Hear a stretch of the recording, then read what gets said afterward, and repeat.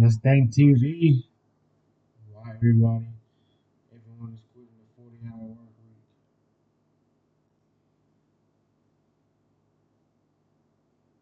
week. Recently from the CEO of Squarespace, where she said Gen Z job seekers should be willing to work for free, work long hours, and willing to do anything. Now, back in my day, that was called volunteering, because I was always taught that if you're ever good at something, you should never do it for free, which is why I never made money as a magician.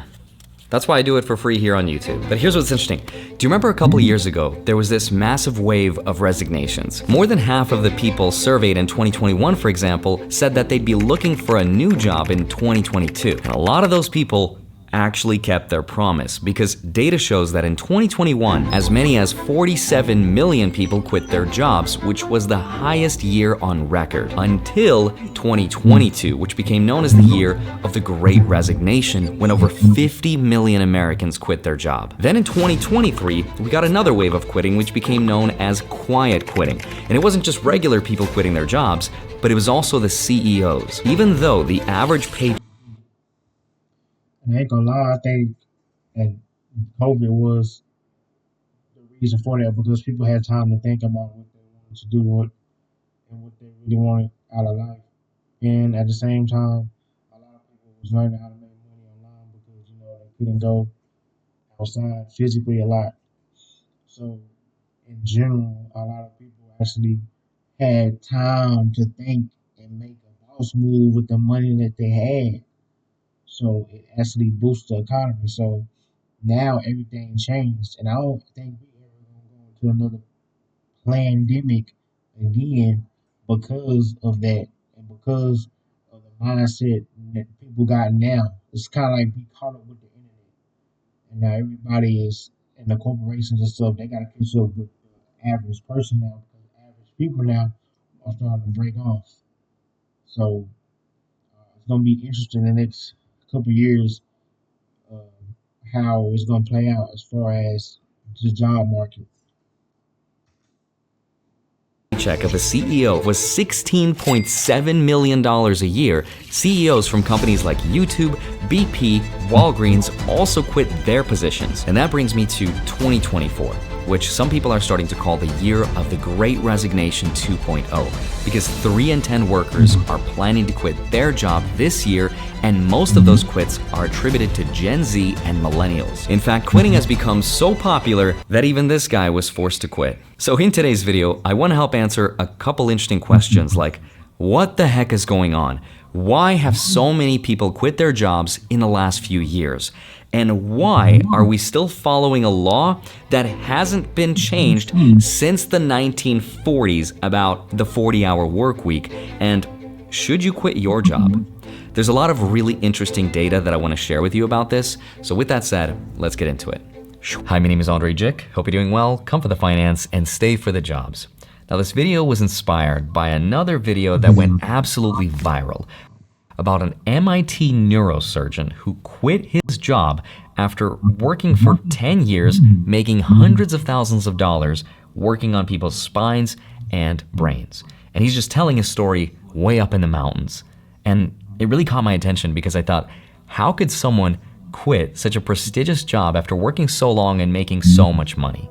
And he has a super interesting story that goes back 10 years ago. Well, for one, those people see that there's other people out here making money or more money than the profession that they're in now. And it's like, why am I putting myself through this where I can go out here and use my brain for something else to make more money that's more in a route of what I like to do instead of what I have to do. I'm not saying that he don't like doing his major or his job or profession, but we're in a time and age where like we seeing so many different categories of how to make money that if we could just put our time and energy that we're doing into something that's now, and we put it into that, it can be 10 times better or at least twice as better situation. He's clear headed, he's thinking, he's more better and spiritually, physically, probably. So it's better if he was to go that route. He can use that skill set, stack his money, have something to fall back on. It's gonna pay the bills and it's gonna get him to where he needs to go. He can use that money to eventually get about out of that.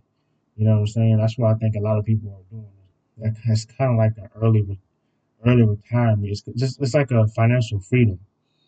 You put all this work in, and then now it's like, dude, people are getting really tired of it. Like, because we got the internet now, so people minds are abroad. We're thinking to having more ideas. People are pushing more ideas into to our heads with the phones and the internet. So it's not going to be like it was 20 years ago.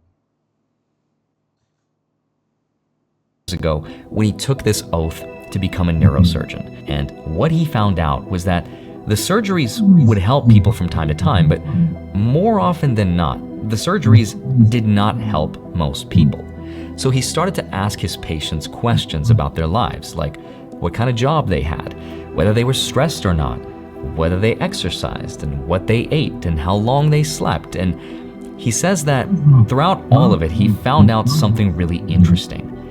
What he found was that the people that would be able to recover from his surgeries all had a couple things in common. People that got better were having a mostly plant-based diet, and they were definitely not eating salty, and they would do things that would make them sweat, like exercise, being outside, hiking like this, going to a sauna, or they live in a warm place.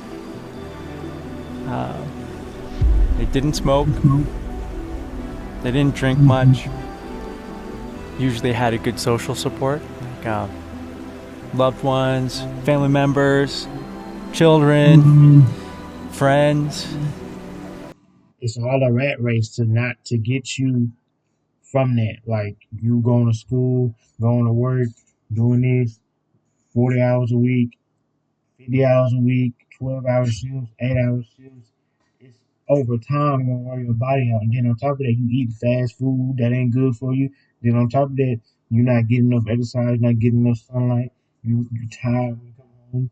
You eating the same crazy foods. You know what I'm saying? Most of us can't afford healthy food, so we gotta eat what we can eat. McDonald's, fast food from Walmart. You know, the ground meat, ground beef, chicken and stuff that's got a whole bunch of grease in it. Like we're eating bad foods on top of that. And then you're not trying to work out. Then you eating junk food and then you sleeping, you going to bed full bloated. It's not good. And then that's gonna make you not want to exercise. So it's all a trap to get you to that coffin faster. Some people be working these jobs and they die on the job. They don't even get their pension, they don't get their retirement, it says odd number because they died. I'm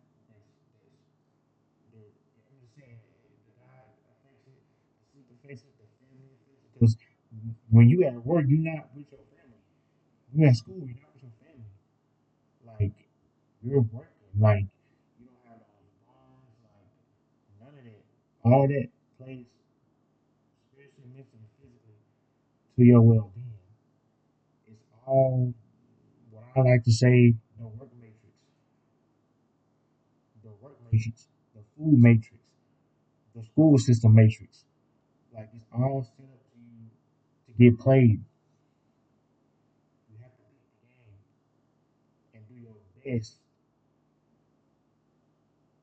to not fall for it. To do your best to be you, to be the best version of you. You can't fall into these crazy temptations of what they want you to do because you're gonna eventually, if you fall 100% for all of it, and you do that, it ain't gonna be a good look for you in the long run. Your mind gonna be messed up. Your spirit gonna be messed up. Your physique gonna be messed up. Like you have to try to get out and do things every day. Learn, learn.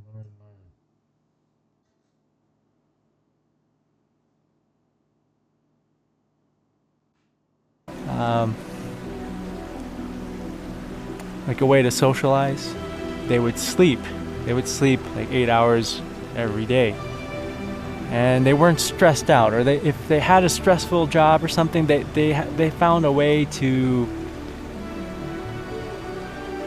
like be mindful or meditate or like just be present and release the stress back into the universe. Then he goes on to say that the people that couldn't maintain their health after the surgery were the opposite from those people. They were people that did not get a full 8 hours of sleep. They felt stressed a lot of times. They didn't exercise much, they didn't eat healthy food, and they didn't have a lot of friends or a support group to help them get through it. So surgeries for those people would help them temporarily, but then their body would go back to having pain again. And that's when he had his epiphany, the aha moment of how to actually help people. And he said that realization became a huge problem. But the way that everything is set up in the whole country, it's not any particular hospital. The way things are set up is that the hospital needs to make money. The problem there is that if you figure out a way to help patients heal, and that way doesn't include a pill or a surgery, well, then the hospital and the doctor are in big trouble, because if you figure out a way to help people heal and you can't charge them for it, well, then you've just worked yourself out of a job.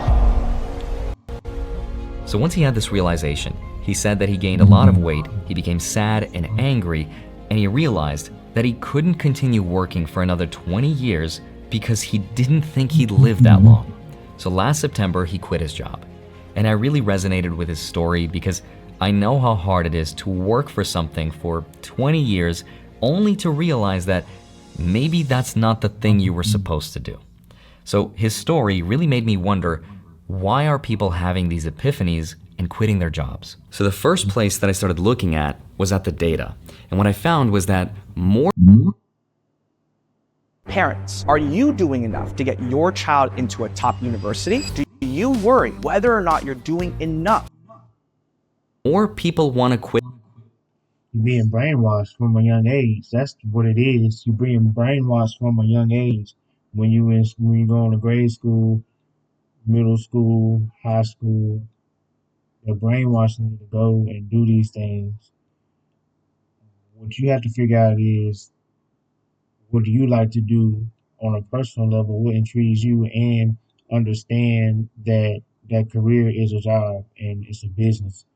So you have to figure that out. You have to figure out where the money is. You have to follow the money within those businesses to figure out what makes the money. Figure out, you know, business 101.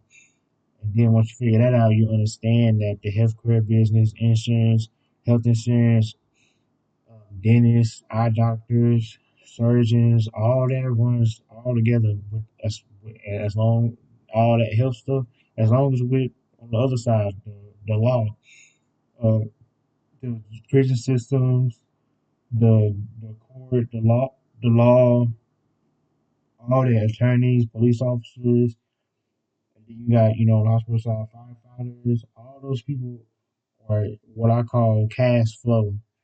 They need criminals. They need criminals to hurt people, put them in the hospital, put them in jail. They need, if you're not on that, they need you to be mentally, depressed. They need you to be, that's why they put you on these foods, the GMO, so you can go right back to the hospital, go to Walmart, they got a pharmacy in there with junk food. Like, it's all cash flow. It's all cash flow, and it's all a big old circle. Watch The Lion King, how Mufasa tells you about the circle of life. This is the circle of life. This is cash flow. Everything is one.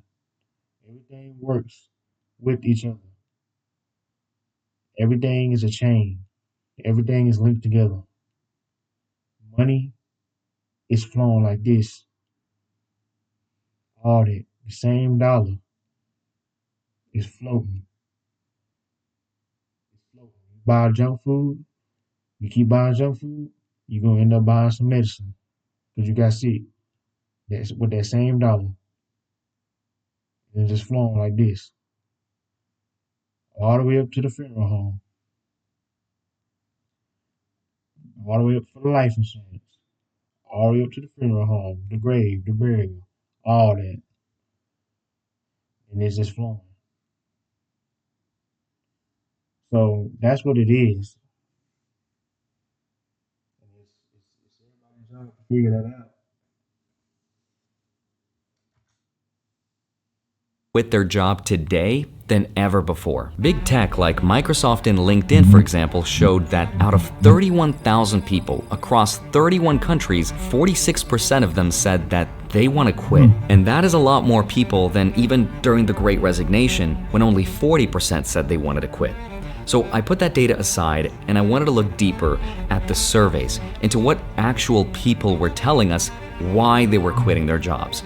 And according to surveys from Statista, here are the top 10 major reasons why people are quitting their job today.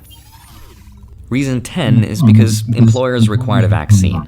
Reason 9 was working too few hours. Number 8, some people wanted to relocate to a different area. 7, some people thought they worked too many hours, or the benefits weren't good, or not enough flexibility. Reason number 4, childcare issues. Number 3, people felt disrespected at work. Number 2, some people felt they had no advancement opportunities, but the biggest reason is that they thought the pay was just too low. These are all really good reasons for anyone to quit their job. But the problem is, they're not new. Anyone could quit their job for any of these reasons in any given year. And it doesn't really help me explain this phenomena of why so many people have quit so recently. So I decided to look back farther into the past. And the deeper I looked, the more this picture started to make sense. Because the real problem started before most of us were even born. We have to go back to 1940.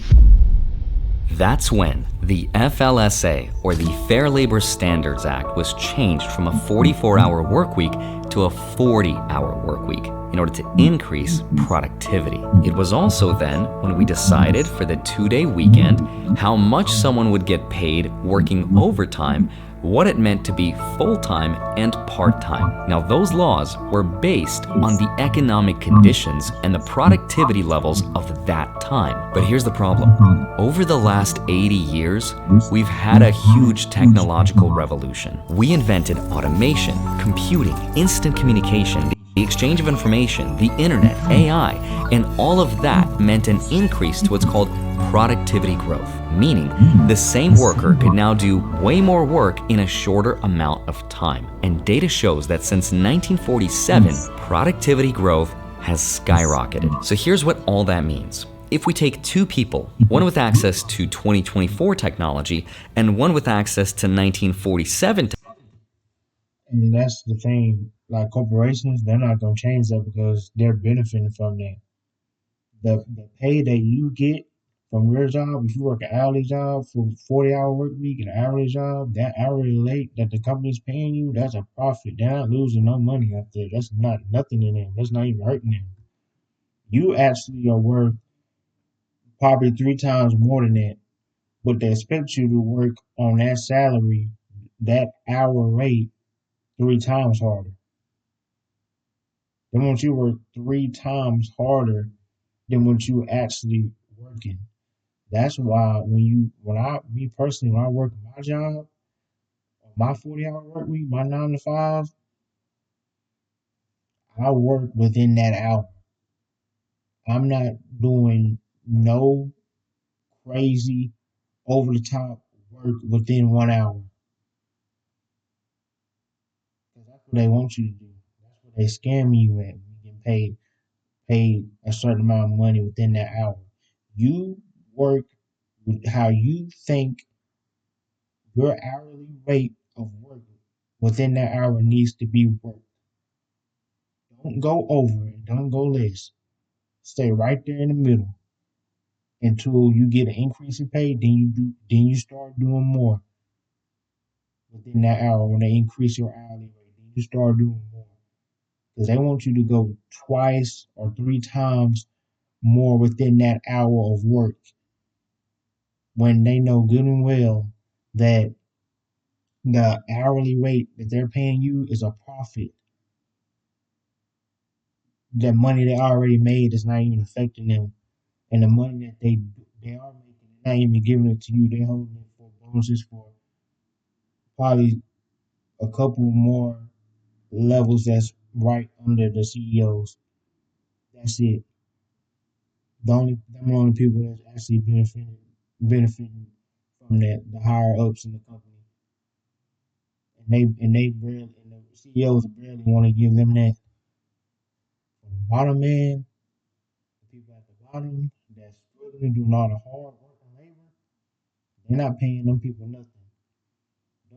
Those people should be getting paid 2 to 3 times more than what they're getting paid. But this is how these companies do. They want you in that same mindset of 1940, so they can they're up to date. They're up to date with the times and inflation and stuff. See, inflation don't hurt them. Inflation only hurts the people that are in certain tax brackets. Inflation don't even hurt the poor people because the poor people have been struggling. They don't feel inflation. Inflation only hurts the middle class. That's what they're not gonna tell you. Technology, it's the person who's using modern technology who can make, on average, almost 5 times as much stuff as the other person, or get 5 times as much work done. That also means one of two things. If we can do more stuff, but we're not making more money, we can maybe work less. But obviously we know that's not the case. Most people are still working 40-hour work weeks or more if they're on a salary. Or there's option 2, which is every month, this Airbnb pays me in semi-passive income. Now, here's the thing. I don't own it and I don't pay any rent. It doesn't even matter where you live. Even if you're in a boring little town, we make more money. But here's the data of what actually happened. Not only are people working multiple jobs today, which was not the norm in the 1940s, but wage growth has not kept up with productivity.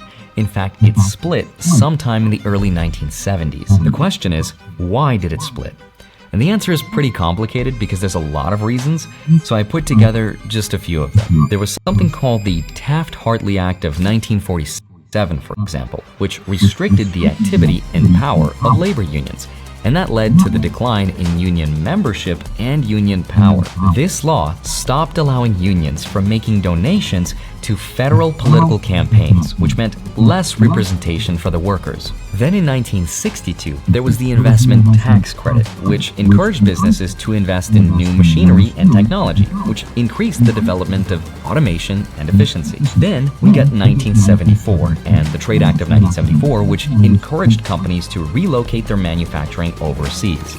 And manufacturing overseas meant more jobs went overseas, which also lowered wage growth here in the United States. Then in the 1970s, there was the oil shock, which led to high inflation and an economic slowdown. That created something called stagflation, which slowed the wage growth and decoupled it from productivity even more. Then there was even more inflation thanks to Nixon's wage and price controls. And in 1978, there was the Airline Deregulation Act, which increased competition in the industry and lowered job security and benefits for workers. Then there was a huge shift towards maximizing shareholder value, and that's when companies started to prioritize profit-making over workers and their wage growth. Then in the 1980s, there were the right to work laws, which allowed people to not pay their union dues, and that made the unions less money, which made them less effective. After this law, some studies show that wages dropped 1% 5 years after the law was passed. And it keeps on getting worse because in 1980,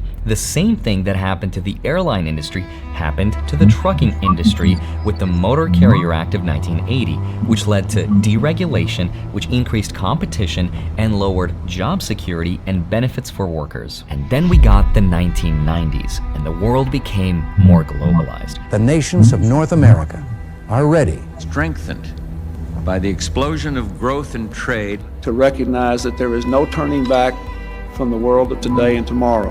The North American Free Trade Agreement, or NAFTA, lowered trade barriers between the US, Canada, and Mexico, which increased competition from lower-wage countries. Then in the 2000s, China joined the World Trade Organization, which increased imports from China and put a huge pressure on American wages because of the lower labor costs. Then in the 2010s, we got the rise of the gig economy.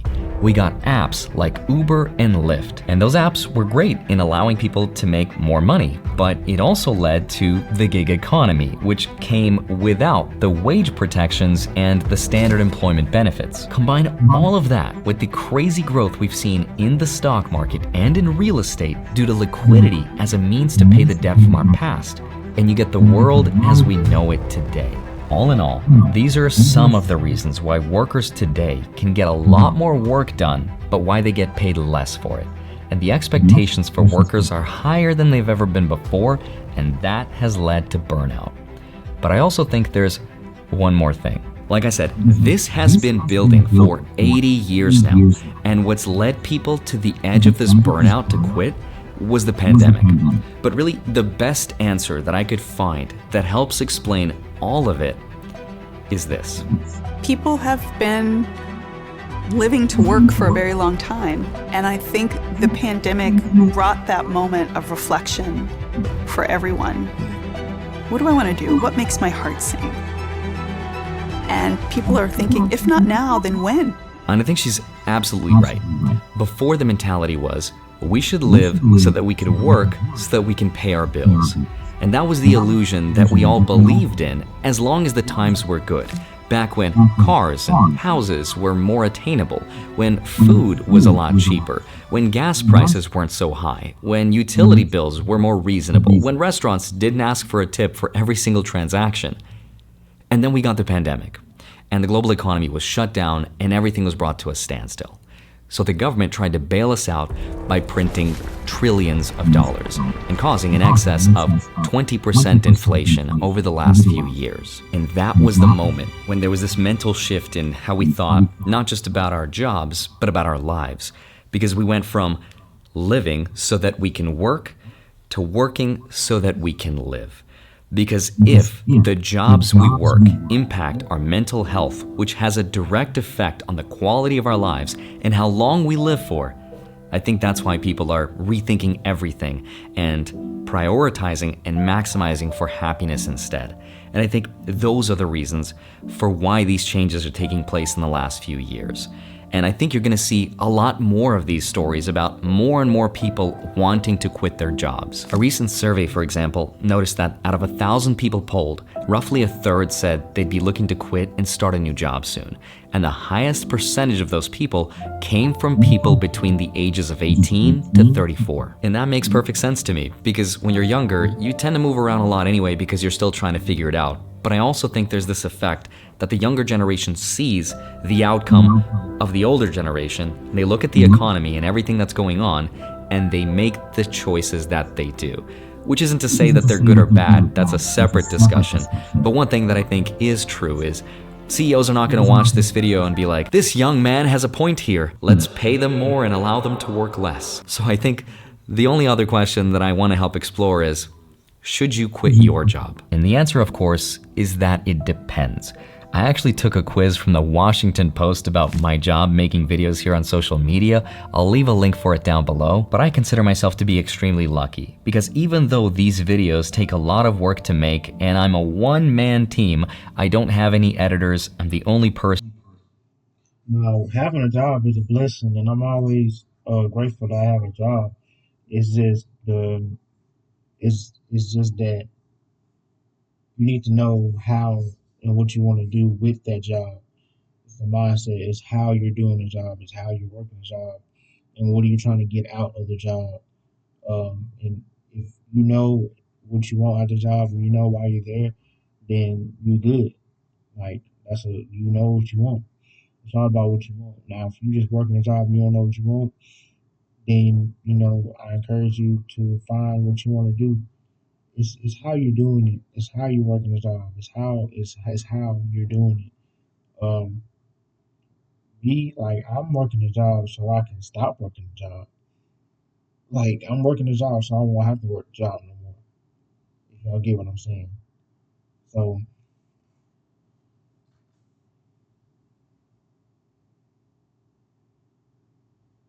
Person that scripts and shoots and edits and plans for these videos and answers the comments and everything else, I think it's extremely rewarding. And I think the thing I look forward to the most is knowing that at least one of my videos helped someone out there with something. I think validation goes a long, long way. But so does making money, which is why experts say you should have anywhere between 6 months to 1 year for emergency expenses if you do decide to quit. And studies also show that switching jobs, especially early on, is the fastest way to grow your income. In fact, it's actually recommended that you should switch your job every 2 to 3 years, which is the best strategy to grow your income. And I wish I did that with my last career, but I never said I was any good. But I'd love to hear your thoughts. Are you staying with your job? Are you quitting? And if you are, why? And do you still think we should be working a 40-hour work week? As always, I hope yeah, that's a good video. Shout out to him. Yeah, I don't think we should be working a 40-hour work week. I think we should cut the hours and pay us a little bit more. That I think you actually can be more productive because then more people are going to start wanting to work. So you actually have the numbers to do it. And then on top of that, you actually can work two jobs. So just say if you working, just say the 40-hour work week becomes 20-hour work week, and you getting paid as if you know what I'm saying, was getting the 40-hour work week. So they increase your pay with the less hours. So it's basically inflation. But hear me out, you do that and you're gonna have more people wanting to work for you. Do that, and then those people that's working 20 hours, 20 hours, they can go get another job. So they'll basically have two jobs that'll be more money for less time. So you can let's say the 40-hour work week that's full time.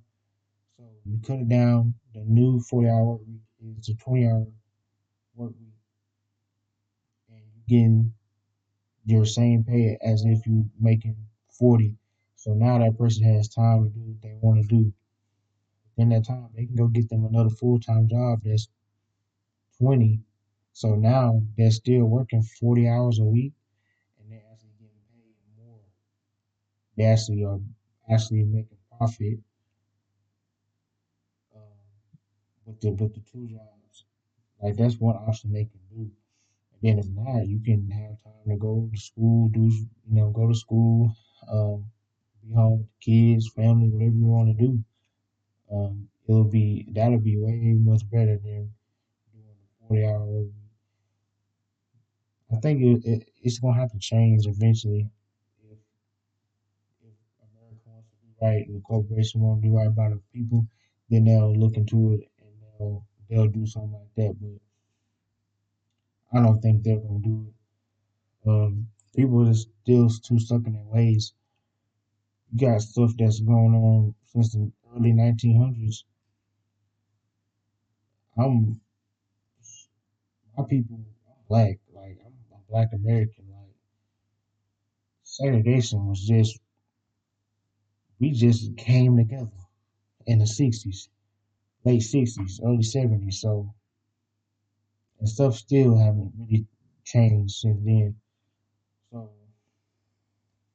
we got a lot of old rules that we're still living by as Americans because of tradition.